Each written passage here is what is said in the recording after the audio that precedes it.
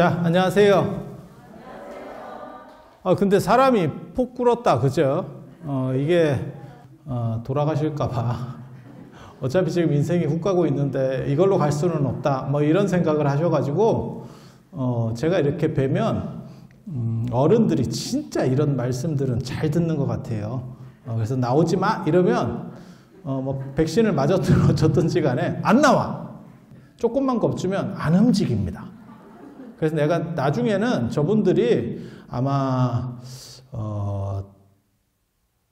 하체 근육이 너무 많이 빠지지 않을까 이런 생각도 들어요.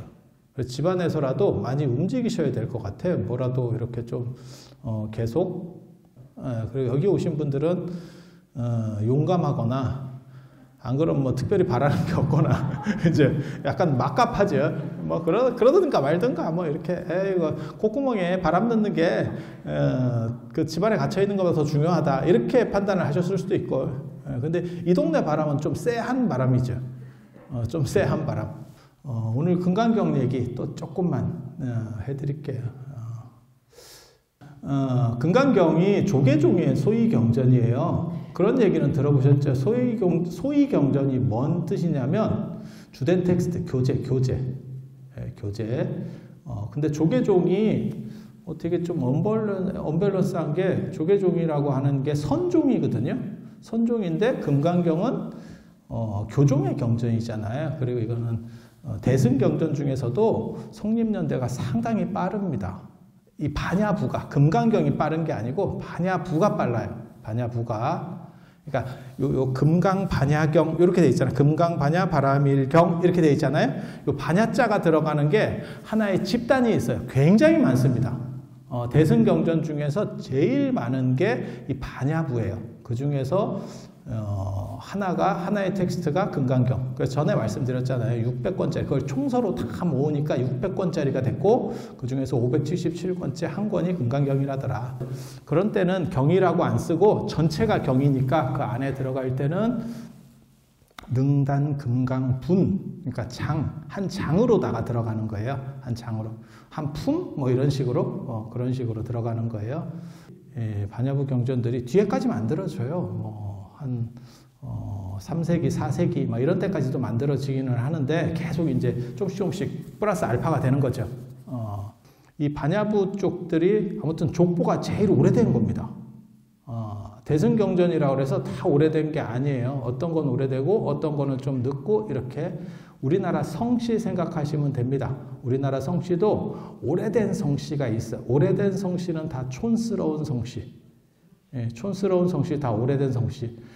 성씨를 이렇게 한자를 봤을 때 좀 있어 보이는 성씨, 그러면 다 뒤에 만들어진 성씨예요. 박혁거세 그러면 바가지 뭐 이런 성씨거든요. 이게 좀 촌스럽죠. 좀 촌스럽죠. 김씨도 김씨 우리나라의 가장 대표적인 성씨가 김씨잖아요. 세부치 씨? 그다음에 이씨도 굉장히 많지만 그게 오얏나무 씨, 자두나무 씨예요. 정확하게 말하면 네 성이 뭐냐? 자두나무예요. 이렇게 외국 가서 그렇게 얘기하면 되게 웃길 것 같아요. 자두나무 씨예요. 우리는 자두나무 이렇게 좀 이쁜 생각을 하기가 어려워요. 더 고대로 올라갈수록. 공자 같은 경우 대단하잖아요. 구멍씨. 성씨가 뭐냐? 구멍이에요. 공자가 니구산 부자동이라는 그 동굴에서 태어나요. 그래서 공자가 실제로 공씨의 시조가 공자입니다. 그 아버지는 숙량을이니까 공씨가 아니에요. 그래서 아마 그 동굴에서 태어나서 공씨인가 보다. 이게 대승불교에서도 굉장히 성립연대가 빠른, 그래서 그런 걸 보고 대승시교, 대승경전 중에서 초반에 나온 경전, 스타트에 나온 경전이야. 이런 얘기를 해요.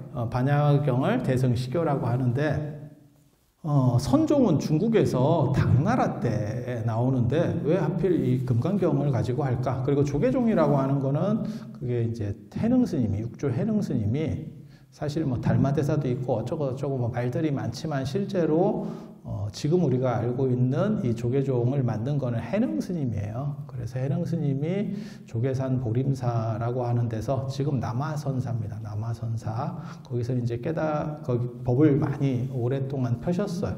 예, 태어나시기는 구근사에서 태어나시고 절에서 태어난 건 아니고 당신 집이 나중에 절이 되는 거예요. 구근사에 가면 그 부모님 무덤도 있습니다. 부모님 무덤도. 마지막 돌아가실 때 해능 스님의 지금 이렇게 안 썩고 그대로 등신불로 있는데 그 안 썩은 몸이 어디 있냐면 그 남아선사 보림사에 있습니다. 보림사 조전에 이렇게 모셔져 있어요. 맨 마지막에 돌아가실 때 구근사에서 돌아가시는데 어디에 모실까 이러니까 향 연기가 피우는 움직이는 대로 딱 이래가지고 그게 이제 저 보림사 쪽으로 가서 거기다 이제 모셨다 뭐 이런 이야기가 있어요.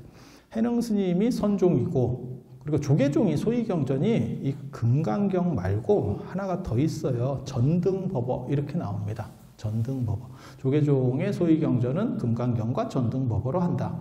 전등법어가 뭔지 아세요 혹시?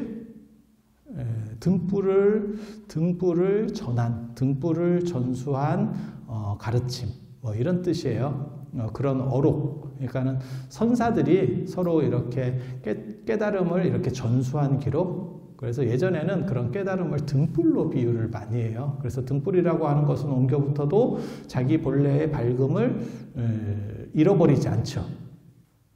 그렇잖아. 초에서 초로 이렇게 불을 붙여봐 계속. 그러면 더 밝아지지 자기 밝음을 잃어버리지는 않잖아.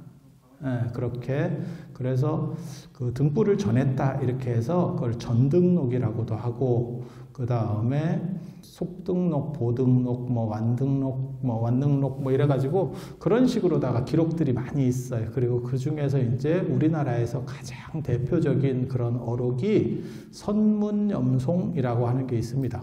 그게 이제 진각국사 해심이라고 하는 분이 이렇게 만든 거예요. 진각국사 해심 누구냐면 진울 스님 제자입니다. 송광사. 진울 스님이 맨 처음에 거조왕, 그지? 거기가 팔공산이에요? 팔공산 아니잖아. 거조암 쪽에서 결사를 하다가 결사라고 하는 게 뭐냐면 집중수행. 어떻게 모아서 그러니까 종교 공동체 같은 걸 만들어서 세상을 좀 맑혀보고 수행 정신을 함양해 보겠다. 뭐 이렇게 하는 거예요. 그래서 거조암 쪽에서 하시다가 나중에 저 순천까지 가잖아요. 그게 송광사. 진짜 땅끝까지 간 거예요. 더 이상 갈 데가 없죠. 개경에서, 그러니까 개성에서 생각을 하세요. 개성에서. 그때는 수도가 개성이었잖아요. 고려니까. 그래서 거기서부터 생각을 하시면 진짜 끝까지 간 겁니다. 끝까지. 진울 스님 제자가 이 진각국사 해심이라고 하는 분인데 그 뒤부터 이제 쭉 뭐 16국사가 나오는 건데 근데 이 해심이라고 하는 분이 굉장히 재밌는 사람입니다. 제가 보기에는 야심가. 저도 해심 가지고 예전에 논문도 쓰고 했었는데 철저한 야심가죠. 그래서 해심이라든지 안 그러면 태고 보호 스님이라든지 무학대사 같은 분들은 다 굉장히 야심가들입니다. 그래서 해심 스님이 한 방에 진울 스님 계통을 떡상시키는 선불교의 주류로 결사라고 하는 거는 소수가 하는 거거든요. 소수가. 그런데 그거를 주류로다가 만들어야겠다라고 하면서 생각을 한 게 교제를 만들자라고 하는 거예요. 주자가 안 망하는 이유도 주자학이 동아시아에서 유교가 살아있는 한 안 망했던 이유도 뭐냐면 교재를 참고서가 전부 주자 거예요. 참고서가 그게 사서집주 뭐 이런 것들이거든요. 시험 텍스트에서 시험 공부하려면 주자 교재를 자꾸 읽어봐야 돼요. 읽다 보면 사람이 감염되죠. 그러니까 그 사람 생각에 동조하게 돼요. 계속 읽어봐요. 그리고 요즘은 뜻 중심으로 공부를 하는데 조선시대만 하더라도 암기 위주예요. 일단 외우고 저도 그렇게 선생님한테 배웠습니다. 저도 유교를 배울 때 어떻게 했냐면 일단 외우래. 일단 외우래. 그러면 나이 들어서 어느 순간 무릎을 탁 칠 때가 있을 거래. 무릎을 탁 친대 이렇게. 그 뜻을 이해하면서. 구라였습니다. 제가 경험해 보니까 구라였어. 왜? 무릎 치기 전에 까먹었어. 근데 옛날에는 아무튼 그렇게 많은 교육을 시켰어요. 어른들이. 이유가 뭐냐면 책이 귀해서 그래요. 책이 귀해서. 저는 지금 분들한테는 외우라는 얘기를 거의 잘 안 합니다. 왜냐하면 인터넷으로 스마트폰으로 찾으면 되잖아. 물론 전문가는 어느 정도 이상은 외워야지. 하지만 그냥 보편 지식을 가지는 사람은 그렇게 외울 필요가 없어요. 어디만 잘 찾아 들어가느냐가 전문가. 내가 뭘 찾아야 되는지, 내가 필요한 지식과 관련해서 어떤 키워드를 써야 되는지를 아는 게 전문가예요. 지금은 시절이 바뀌었어요. 그런데 예전에는 책 자체가 없으니까 외울 수 있느냐, 못 외우느냐가 큰 어떻게 보면 변별점이에요. 변별점. 그래서 그렇게 외우다 보면 자기도 모르게, 그러니까 어렸을 때부터 이렇게 외우다 보면 그 사람 생각 속에 갇히게 돼요. 이제 제일 위험한 거지. 원래 공부라고 하는 것은 어떤 판단을 가리키는 게 아니고 사실을 가리키는 게 원래 공부의 목적인데, 주자 같은 사람은 그 안에다가 판단을 넣죠. 그러니까 주석을 달면서 어떠어떠한 것이 옳아라고 하는 그런 판단을 넣습니다. 주자가 오늘날까지 동아시아에서 가장 크게 영향을 미치는 부분이 지금도 남아 있습니다. 여러분 아마 잘 모르실 건데 지금도 남아 있는 부분이 있어요. 그게 삼국지라고 하는 겁니다. 삼국지. 원래 삼국지는 진수의 삼국지, 그 다음에 사마광이라고 하는 분이 북송시대 때 자치통감이라고 하는 책을 쓰는데, 그건 정사입니다. 정사. 진짜 역사책. 역사책에서의 주류는 유비가 아니고 조조입니다. 조조예요. 그래서 사마광도 조조 중심으로 썼고, 진수의 삼국지도 조조 중심으로 썼어요. 왜? 이기는 사람 중심으로 쓰는 거니까. 역사라고, 정사는 다 그렇게 내려가는 거예요. 정의로우냐를 따지는 게 아니고. 그런데 남송시대 때 주자가 그 통감을 보고, 자치통감을 보고, 자치통감 혹시 들어보셨어요? 그 통감을 읽고 주자는 무슨 생각을 했냐면, 사실을 적시하는 것보다 어떤 것이 옳다라고 하는 판단을 주는 게 중요하다라고 생각을 했어요. 그래서 문현이 떨치고 일어나서 쓴 책이 통감강목이에요. 자치통감 강목. 강목. 거기서 유비 중심의 사관을 견지합니다.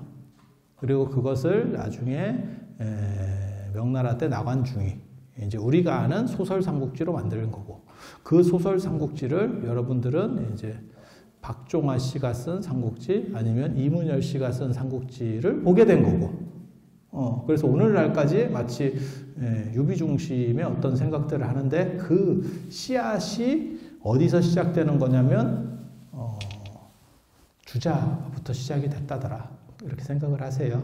그래서 주자는 판단을 해주려고 하는 사람이에요. 오지랖이 넓지. 교육자로서는 제가 보기에는 빵점입니다. 교육자로서는 빵점이에요. 교육자는 판단해주는 사람이 아니고 정확한 정보를 대비해서 그 사람이 가장 올바른 판단을 할 수 있도록 이끌어주는 사람이에요. 지금 우리가 뭐 식민지 지배교육 뭐 이러면서 식민사관 뭐 아니면 뭐 국수주의 이런 거 할 때도 그런 것들이 위험하다라고 얘기하는 게 뭐냐면, 그 안에는 판단을 넣어서 그런 거예요. 사실만 얘기해주면 되는데 판단까지 다 해주니까. 그래서 판단을 주자는 넣는 것이 타당하다고 생각했어요. 그래서 주자의 참고서를 보면 무슨 일이 벌어지느냐? 주자가 옳아. 이제 사람이 그렇게 감염이 되는 거예요. 간접세뇌라고 하는 겁니다. 간접세뇌. 주자하고 똑같은 생각을 했었던 사람, 주자의 아이디어를 이렇게 딱 어떻게 보면 그와 비슷한 생각을 했었던 게 진각국사 해심이에요. 그래서 고려 때까지만 하더라도 불교에도 과거 시험이 있어요. 승과라고. 유교에만 과거 시험이 있는 게 아니고 불교에도 승과라는 과거 시험이 있습니다. 그래서 이제 고려 불교가 잘 되는 거거든요. 두 종류의 스님이 있는 거예요. 정확하게 말하면. 지금 군대하고 똑같다고 생각하시면 돼요. 일반 사병으로 가가지고 이병, 일병, 상병, 병장, 그리고 그 양반이 말뚝을 박았어. 그럼 부사관이 되잖아요. 그러면 하사, 중사, 상사 이걸로 끝이잖아요. 그런데 육사나 뭐 이런 데를 가게 되면 그분은 소위부터 시작하잖아요. 임관 자체가 소위부터 해서 장교로 쭉 올라가는 구조잖아요. 고려시대 불교가 그랬었어요. 그런 두 종류가 있었어요. 그래서 전문가들이 있는 거죠. 시험 봐서 올라간 사람들은 대부분 다 머리가 좋고 귀족 출신이에요. 그러다 보니까 문화적으로 발전하게 되는 거고, 그 다음에 불교가 발전할 수 있게 되는 거고. 그래서 조선에서 불교를 탄압할 때 제일 먼저 썼었던 게 승과를 없애는 거죠. 머리 좋은 놈이 못 들어오게 하는, 딱 막는. 임진왜란 직전에 명종 때 이 승과가 잠깐 부활했죠. 그게 문정왕후가 아주 큰 원력을 내서 불교를 중흥했을 때, 그때 이제 승과에 합격했었던 분이 여러분이 다 아시는 분들이에요. 뭐 서산대사, 그 다음에 뭐 사명당, 뭐 이런 분들. 그러니까 그분들이 이제 유학자들과도 교류를 하고 뭐 일본에 가서 사명당이 무슨 뭐 글씨를 써가지고 뭐 사람들이 뭐 대단하게 봤다. 이게 다 어느 정도 이상 공부를 해서 가능한 거죠. 조선시대 때 대부분 다 문맹입니다. 이게 한글이 진짜 대단한 게 만약에 우리가 한문 계속 썼잖아요. 지금도 문맹 비율 몇십 프로는 나올걸? 진짜. 그래서 한글 때문에 우리나라가 어떻게 보면 전 세계에서 문맹률이 제일 낮은 나라라고 보시면 돼요. 그게 이제 한글의 우수성이라고 하는 겁니다. 진각국사 해심이 진울 스님의 이런 뜻을 참 널리 폈으면 좋겠다라고 해서 이제 승과가 있는데 승과 안에도 두 종류가 있어요. 교종 공부를 하는 사람이 있고 선종 공부를 하는 분이 있어. 시험이 양쪽으로 나뉜다니까. 이과, 문과 이렇게 나뉜다고 보시면 돼요. 그래서 승과 안에도 그러니까 유교 그 시험 보는 게 있고 불교 시험 보는 게 있고 불교 안에도 선과가 있고 쉽게 말해서 그 다음에 교과가 있는 거예요. 교과는 이런 교 공부하는 거고 선과는 선에 관련된 걸 하는 거예요. 진각국사 해심 스님이 그 선과 관련된 그런 교재를 만들어요. 그게 선문염송이에요. 그래서 송광사가 무너지지 않고 계속 16국사를 배출하면서 나중에 고려 말에는 동방제일도량이라고 하는 아주 대단한 칭호를 듣는 거예요. 저는 그 기록을 읽을 때마다 야, 이게 인간이 이렇게 대단할 수도 있구나라는 생각을 하거든요. 왜? 수도로부터 그렇게 멀리 떨어졌는데 거기가 불교 중에 최고 사찰이야 라는 평가를 듣는 거예요. 동방제일도량, 우리나라에서 첫째 가는 도량 라는 칭호를 들을 정도니까 그 누가 이루었냐면 터가 이룬 게 아니고 사람이 이룬 거잖아요. 그런 일이 가능했었던 이유가 뭐냐면 교재를 장악한 거예요. 쉽게 말해서 국정교과서 있을 때 교과서를 장악하는 거야. 전등법어라고 하는 거는 이런 식의 선과 관련된 이러한 가르침들을 묶어놓은 책들, 그리고 그 중에서 가장 어떻게 보면 주목할 만한 책은 우리나라의 그 선문염송이라더라 라고 생각을 하시면 돼요. 그리고 이 금강경, 그걸 조계종에서 쓰는데, 조계종에서 그런 전등법어, 그러니까는 뭐 조당집이라든지, 안 그러면 뭐 전등록이라든지, 혹시 1700공안이라고 들어보셨어요? 공안이 뭐냐면 화두라고 하는 뜻이에요. 화두나 공안이나 같은 말인데, 그게 이제 1700개가 수록된 게 그 경덕 전등록, 송나라 때 만들어진 경덕 전등록에 거기 수를 세보면 1703개인가 그래요. 근데 그걸 그냥 줄여가지고 1700공안 이렇게 얘기를 하는 거예요. 실제로는 그거보다 훨씬 많습니다. 조계종이 선종이니까 당연히 선과 관련된 그러한 책이 텍스트로 되는 거는, 주된 텍스트, 교재로 되는 거는 당연하죠. 근데 왜 하필 금강경이냐? 이건 그 다음에 교학적인 책인데, 어떻게 보면 교종과 관련된 책인데, 그리고 실제로는 이 금강경이 워낙 그 위상이 높아서, 조계종 안에서 얘기하는 거예요. 위상이 높아서 조계종의 소위 경전이 중심 텍스트가 금강경 하나인 줄 아는 사람도 되게 많아요. 전등법어가 있어요 라고 하는 것도 잘 모르시는 분들도 있어요. 그리고 전등법어는 하나의 단일책을 가리키는 게 아니에요. 이런 식의 선종 어록들의 전체를 가리키는 거예요. 그래서 이 한 권을 가리키는 거하고는 또 느낌이 달라요. 이 책이 왜 들어가는지를 뭐 말씀을 드리면, 중국에 달마대사가 왔대요. 달마대사가 언제 왔는지 아세요? 중국에? 양무제 때 527년. 몰라, 그게. 나도 잘 모르는데 그냥 그렇게 나와요. 냄새가 많이 나는 연대거든. 왜냐하면 우리나라 양나라 무제가 대통사를 창건한 것도 527년. 그 다음에 우리나라 신라에 불교가 공인된 것도 527년. 뭐 이렇게 527년이 굉장히 좀 의미 있는 해예요. 그래서 거기다 맞춘 느낌이 존재하는데, 아무튼 뭐 달마가 와가지고 달마가 전수한 텍스트로 삼는 경전이 있을 거 아니에요. 화두는 나중에 만들어지니까, 당나라 때 만들어지니까 뭐 교재가 있어야 될 거 아니에요. 그래서 그때 교재로 쓴 건 사권 능가경. 능가경이라고 하는 경전을 쓰고 있었고, 그래서 달마, 그 다음에 해가, 삼조 승찬, 사조 도신 뭐 이 정도까지는 뭐 그렇게 내려가는 것 같아요. 그래서 그렇게 내려간 전승을 능가 사자기, 능가경을 서로 전수한 기록 뭐 이렇게. 그래서 깨달음을 인가할 때 능가경을 준대. 능가경을 준대. 뭐 이런 얘기가 있어요. 이거 되게 재밌습니다. 경전을 주는 경우도 있고 의상대사 같은 경우는 법성계를 써줬다는 거예요. 뭐 썼는지 어썼는지 나 잘 모르겠어. 그냥 써주는 건 쉬운데 만약에 이렇게 그려주세요 이러잖아요. 여기 우리 저 탑 앞에도 월정사 팔각구충 석탑 앞에도 그 미로 있잖아요. 그게 법성계잖아요. 그런 식으로 그리려면 저거 시간 되게 들 것 같은데. 근데 그렇게 써서 인가를 해줬다는 거예요. 이게 너는 깨달았어. 이렇게 해서 졸업장이지, 졸업장. 그리고 나중에 선종에서는 나중에 뭘 주냐면 가사하고 바루를 줍니다. 가사하고 바루를. 이게 이제 의발이라고 하는 건데, 불교에서, 원래 인도 불교에서는 출가할 때, 스승이 제자에게 그거를 마련해 주도록 되어 있어요. 마련해 주도록 되어 있어요. 그러니까는 밥그릇하고 옷은 기본 줘야지. 이게 단복이잖아, 우리 단복. 그래서 그렇게 해주는 거고, 선종에서는 나중에 거기다가 그 바루에다가 다 그랬던 것 같지는 않고 일부에서는 그렇게 했어요. 차씨를 담아서 줬어요. 차씨. 차씨. 그래서 선과 차의 어떠한 결합이라고 하는 게 보여주는 또 다른 작동 양태 중에 하나입니다. 근데 거기서는 뭐 다선일미, 다선일이요. 천과 차의 맛은 같아. 그런 뜻이 아니고 차씨를 주는 거는 차는 직근이기 때문에 뿌리가 밑으로 쭉 내려가요. 한 줄로. 한 줄로 쭉 내려가. 차를 바루에다 이렇게 담아서 주는 그런 전통도 있고, 그게 이제 나중에 전의설이라 해서 옷을 전했다라고 하는 건데, 이 오조 홍인대사부터 텍스트를 바꿔요. 텍스트를 바꿔요. 그렇게 바꾸는 이유는 절 자체가 바뀌어서 그래요. 사조 도신, 오조 홍인 이때쯤 오면 위치하는 지역이 좀 달라집니다. 달라집니다. 그래서 이제 숭산이라고 하는 데서, 숭산 들어보셨죠?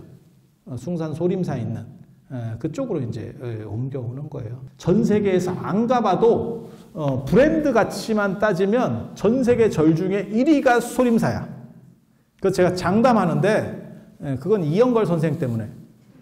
이영걸의 데뷔작이 소림사고 그게 엄청난 히트를 끌었기 때문에 그 소림사, 이 숭산이라고 하는 게가 원래 좋은 산이에요. 그러니까 뭐 소림사가 있어서 좋은 산이 아니고 원래부터 유명한 산이에요. 그리고 그런 쪽으로 해서 달마대사 이하로 계통들이 내려오다가 나중에 이제 사조 도신 스님이 되면 그게 이제 기주 쌍봉산 쪽으로 이동을 합니다.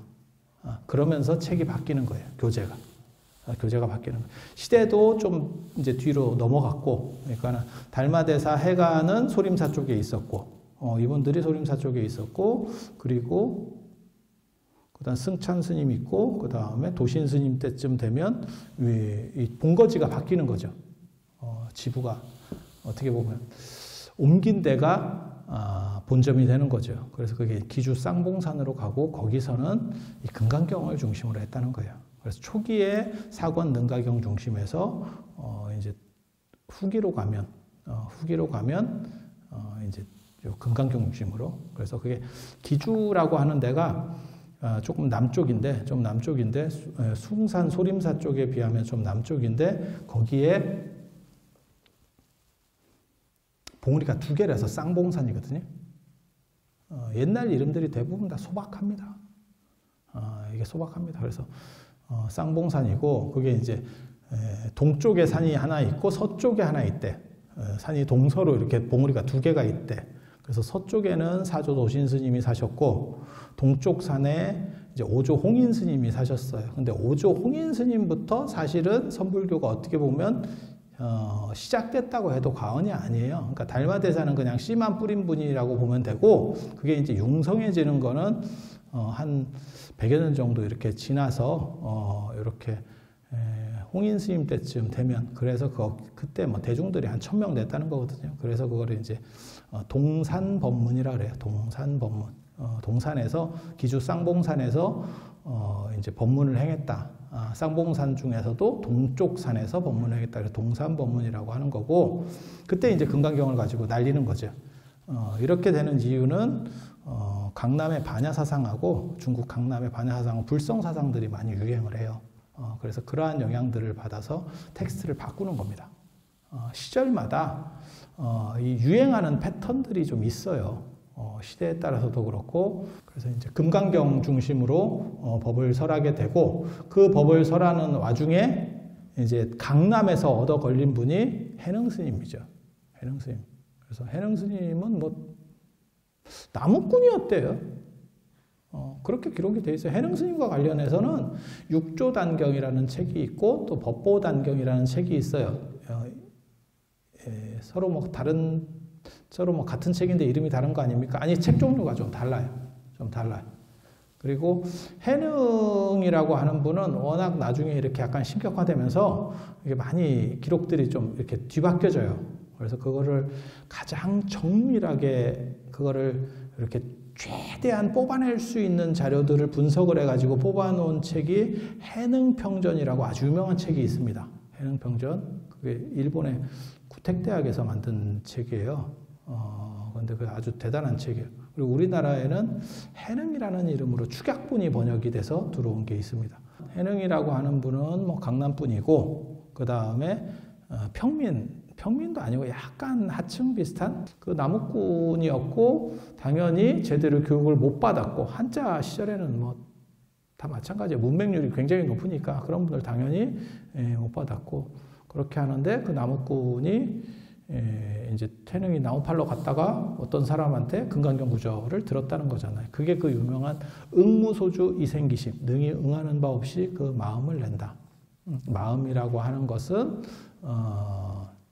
이게 이제 반야사상의 어떻게 보면 핵심인데, 반야사상의 핵심인데, 실체는 없고 작용은 있다. 그 구절을 듣고 이 양반은 재주가 좋아. 그러니까 뭔가 이렇게 예술적 기질이 있는 사람이라고 저는 생각을 하거든요. 예술이라고 하는 거는 못 배워도 돼요. 뭐 가방끈이 길어야 되고 뭐 이런 거 아니에요. 창의력 있고 이런 사람들은 사실 그냥 한 방에 가는 겁니다. 선불교에서 말하는 거는 철학적인 개념이 아니고 사실은 미학적 개념이에요. 그래서 해능스님 같은 경우도 한 생각에 딱 이렇게 감이 왔다는 거잖아요. 그 얘기를 딱 듣고. 그래서 이 얘기를 어디서 좀 더 많이 들을 수 있어요? 라고 물어보니까 그게 금강경이고, 기주 쌍봉산에 가면 거기 이제 홍인 스님이 있다. 거기 가서 배워라. 뭐 이렇게 얘기를 들었대. 해능 스님이 아무튼 금강경을 가지고 홍인 스님까지 찾아가는 거고, 강남 사람이 그 강북까지 올라가는 거고, 기주 쌍봉산까지 올라가는 거고, 그리고 맨 마지막에 해능 스님이 홍인 스님한테 인가를 받으면서 마지막으로 내가 밤에 너한테 이 금강경을 가르쳐 줄게 라고 하면서 금강경을 가르쳐 줍니다. 그 대목이 나와요. 실제로 나와. 그래서 쭉 가르쳐 줬대. 그리고 나서 홍인 스님이 뭐라고 얘기하냐면 내가 너를 바래다 주겠다. 내가 너를 바래다 주겠다. 그게 구강까지. 구강이라고 하는 게 어떻게 요즘으로 말하면 포구예요. 포구. 잠실나루 뭐 이런 거 있잖아요. 그 구강까지 데려다 줘요. 그러면서 그 강을 내가 건네주겠다. 이렇게 그거 되게 멋있다고. 제가 보기엔 육조단경 중에서 어떻게 보면 제일 멋있는 이야기예요. 그래서 해능 스님이 제가 노를 젓겠습니다. 이랬더니 오늘은 내가 너를 건네주고 다음부터는 네가 사람들을 건넬 수 있도록 해라.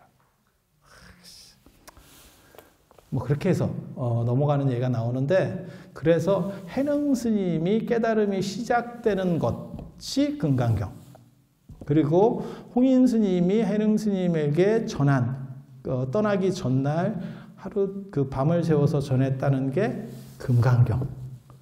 이래서 그 해능 스님의 가르침을 이어서 어떻게 보면 그 남종선을 현양하겠다, 그 정통으로 하겠다라고 하는 게 조계종. 그래서 조계종의 소위경전 대표 간판경전이 금강경인 거예요.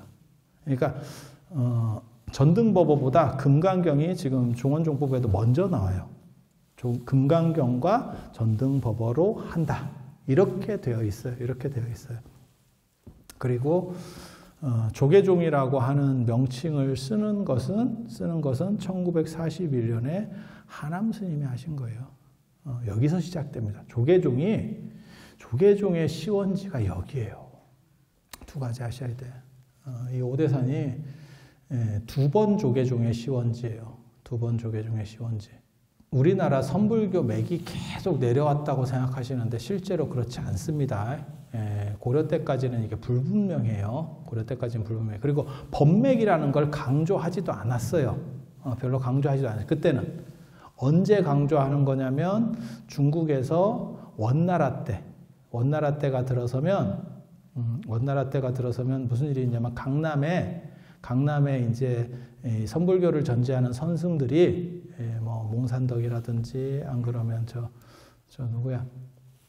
뭐 그런 사람들이 우리가 몽고라고 하는 어떻게 보면 야만족에게 두드려 맞고 당하고 있지만 우리가 어떻게 보면 문화적으로는 더 높아라고 해서 정신승리를 해요. 정신승리를 하려고 해. 그래서 뭐라고 얘기하는 거냐면 쟤네들과 타협할 수 없고 우리는 우리 족보가 있어. 그렇게 해서 이 법맥 그 다음에 인가라고 하는 거를 강조를 해요. 강조를 해. 그래서 거기서부터 어떻게 보면 이 원나라 때부터 이 인가 문화가 중시돼요. 중시돼. 그리고 그게 우리나라 고려 말로 그 영향이 넘어오게 되는 거예요. 그래서 중국으로 백운 경안 스님, 태고 보우 스님, 나홍 해근 스님 같은 분들이 가셔가지고 그때 뭐 축원지천도 가고 그 다음에 무학대사도 가고 다 갑니다. 그렇게 유학을 가서 법을 받아옵니다. 그게 지금 현재 이 조계종의 시작점이에요. 시작점. 그리고 그 시작점이 누구라고 보냐면 두 가지 설이 있어요. 태고보우라는 설이 있고 나홍 해근이라고 하는 설이 있어요. 근데 이 두 사람이 중요한 게 아니고 이 두 사람과 겹치는 한 사람이 있어. 두 번째 사람. 이게 이제 1세대고 2세대에 그게 화남 혼수 스님이라고 하는 분이에요. 이름을 기억하기 굉장히 좋습니다. 혼수 상태다. 이렇게. 이 어른이 북대에 사셨어요. 북대. 지금 신성암에 사시다가 나홍 스님이 북대에 계실 때 거기서 법을 받는다고요. 그래서 거기가 어떻게 보면 지금 내려오는 조계종의 시작점이 이 북대. 그리고 1941년에 하남 스님이 조선불교 조계종이라고 하는 거를 이제 창종을 하시는 거죠. 그게 일제강점기를 통틀어서 인정받은 유일한 통합종단이에요. 통합종단. 그리고 그게 나중에 해방되고 나서 계속 조계종 이름으로 내려오다가 1962년에 지금 대한불교 조계종 이렇게 나오는 거예요. 그래서 이 조계종이라고 하는 것의 시원지가 고려 말에 여기 북대, 지금 북대, 그리고 일제강점기 때 상원사, 이게 다 오대산 안에 있는 거예요. 그래서 조계종이라고 하는 것은 해능 스님이 조계산에서 조계산 보림사, 지금 현 남아선사에서 오랫동안 가르침을 펴셨기 때문에 조계종이라고 하는 거고, 그렇게 내려오는 맥은 어디서 내려오는 거냐면 여기 북대에서 한번 시작이 됐고, 그게 고려 말에 시작됐고, 그 다음에 일제강점기 때 지금 하남 스님에 의해서 이 상원사 쪽에서 시작이 돼서 그게 계통이 지금까지 계승이 돼서 조계종이라는 명칭이 쓰이는 거다라는 정도를 이해하시면 되고, 그리고 한 가지 더 말씀드리면 전 세계의 조계종이라는 불교가 동아시아나 뭐 동남아시아나 뭐 티베트까지 뭐 아시다시피 인도까지 여러 가가 이렇게 지역에 나눠져 있어도 조계종은 이 나라에 유일하게 하나밖에 없어요. 아무 데도 없습니다. 아무 데도 없어요. 그리고 그게 해능 스님 맥을 강조했기 때문에 정확하게 말씀드리면 하남 스님이 주장하려고 했었던 거는 해능 스님 맥 중에서도 마저 도일계였었어요. 홍주종 계통입니다. 홍주종 계통. 그렇게 해서 해능 스님을 강조하다 보니까 금강경이 됐다더라. 그러니까 선종인데도 불구하고 조사 어록보다도 금강경이 강조되는 이유는 해능 스님이 금강경으로 먼저 1차적으로 깨달음을 얻고 그 다음에 나중에 당신 선생님이신 오조 홍인 스님한테 이 금강경 강독을 딱 듣고 딱 인가를 받아서 넘어갔기 때문이라더라. 이렇게 생각하시면 되고, 그리고 그 조계종을 지금까지 대한불교 조계종으로 해서 가장 대표적인 한국 불교로 놓는 것은 다 이 월정사랑 오대산이랑 관련이 있다더라. 이렇게. 그래서 처음에 시작할 때는 거창하게 했지만 결국은 오대산 자랑으로 끝이 난다는 거. 그래서 여러분이 여기서 금강경을 기도를 하면 뭔가 크게 뜻이 다 이루어지고 그 다음에 복되고 좋은 일이 참 많을 거다라는 말씀을 드리면서 오늘 마치도록 하겠습니다.